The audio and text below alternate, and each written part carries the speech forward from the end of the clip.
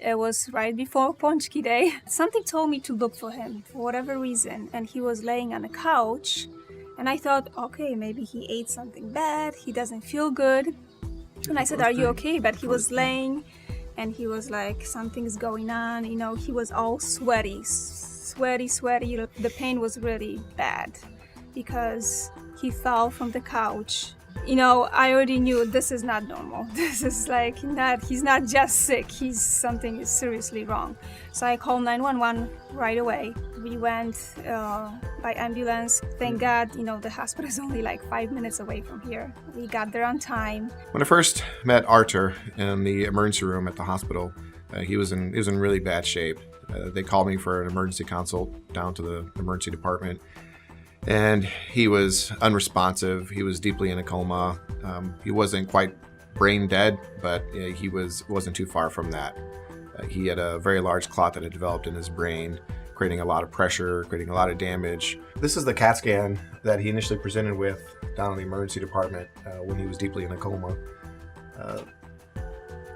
All the gray stuff you see is the brain, and the two halves of the brain should look the same. But what you see on this side that you don't see on this side is this big white area here with a second area sitting back here. This is the hemorrhage that he had. This is the bleeding in the brain that he had. So he's got a main clot here and he's got a second clot that's starting to develop over here.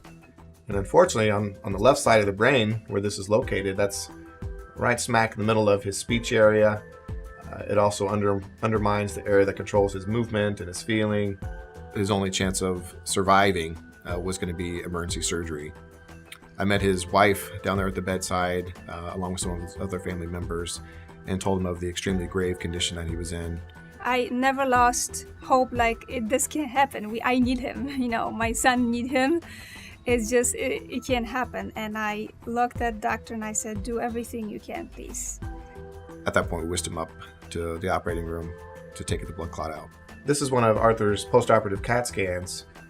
And you can see the white ring here is the skull, and we've removed that part of the skull. That was to allow for the brain to swell out, to accommodate for brain swelling that can be very intense and very severe the first few days after surgery. And you can actually see all the gray brain tissue is kind of swelled out way out here, where if we had left that bone in, all that swelling would have been uncontrolled, and even the brain swelling itself can become lethal and life-threatening very quickly. So we left the bone plate out to allow for that brain swelling to occur, to keep the brain pressure under control. He saved his life, and with the power of prayers, he survived, and we were still not out of the woods. It was just waiting game and praying, a lot of praying and believing. Your mom? Yeah, everybody was like, we have family in Poland. He's got mom and dad, and everybody was praying really hard. Day after day, we were fighting the different kind of complications that come up when people are in critical condition in the ICU.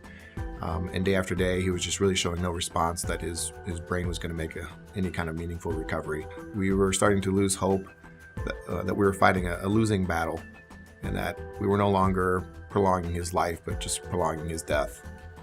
The one bright spot every single day was his wife, who, no matter what you said to her, nothing would faze her.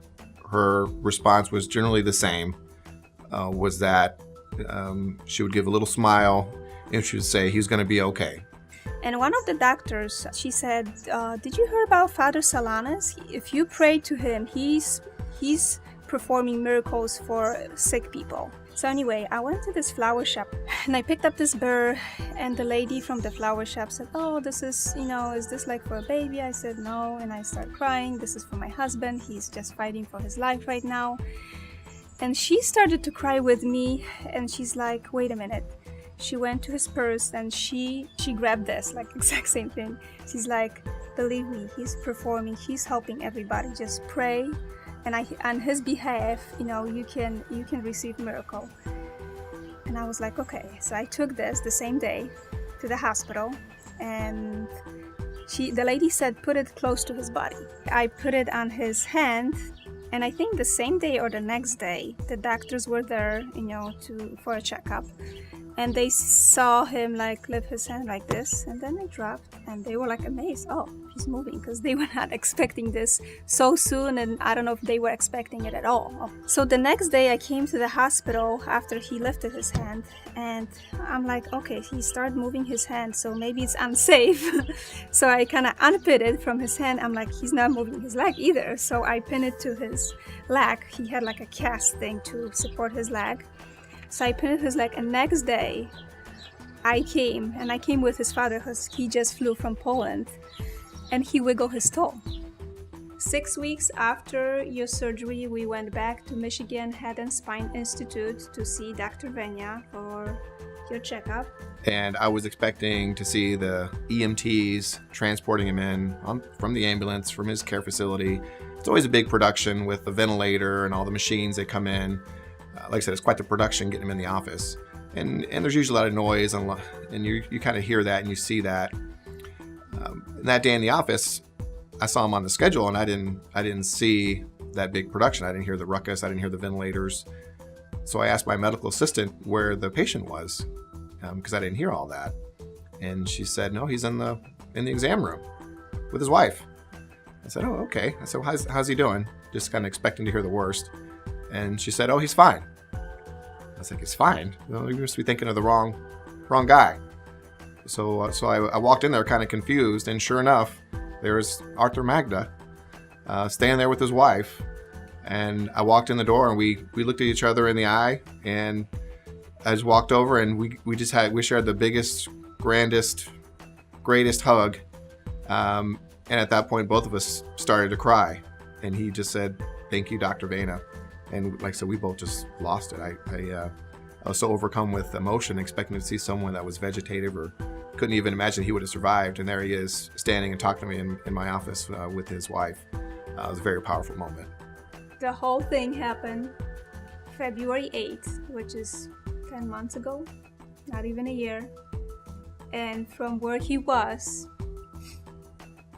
where he is right now, it's truly a miracle from God. He's walking, he is talking, he's still working on it, but he's talking. He is playing with our son. He is helping me in the house with some small household, vacuuming a little bit and doing dishes. Yes, I'm You're not on a wheelchair. You don't need even a cane to walk. Nothing. Your Nothing hand is getting so much better. Your head looks like nothing ever happened, right? I truly believe that it's a miracle from God. And, Dr. Venya is a gift from God to us, to bring him back and to show other people that don't ever lose hope. This is a great story about medicine and faith. We did everything we could humanly possible, everything that modern medicine has to offer, yet it still wasn't enough. We really needed to have a miracle that day, and I think we got it.